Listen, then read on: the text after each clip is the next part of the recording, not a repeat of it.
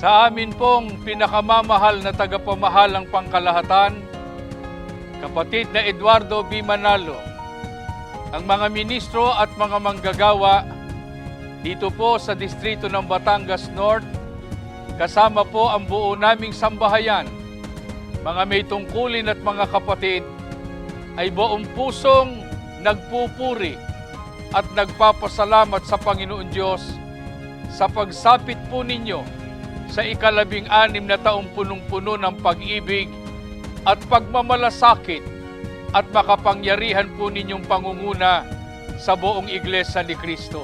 Kami po ay mananatiling kaisa po ninyo sa lahat po ng mga aktibidad na inilulunsad po ninyo sa Iglesia. Pangangalagaan at patitibayin po namin ang pananampalataya ng mga kapatid. Pangungunahan po namin ang pagpapalaganap ng pagkasalita ng Panginoong Diyos.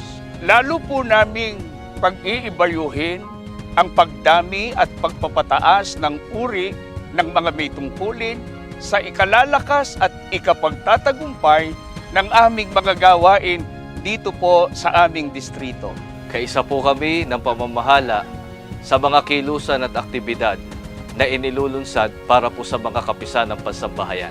Iingatan po namin ang talaan ng mga kapatid sa Iglesia at buong katapatan po namin gagampanan ang aming mga pananagutan. Pangungunahan po namin ang patuloy na pag-iingat sa mga mihoras ng Iglesia.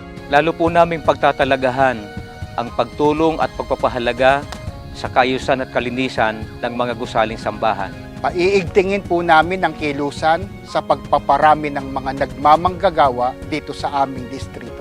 Ano man po ang mangyari, ay maglilingkod po kami sa Panginoon Diyos upang matamo ang kaligtasan. Happy 16th anniversary po! Happy 16th anniversary po! Mahal na mahal po namin kayo.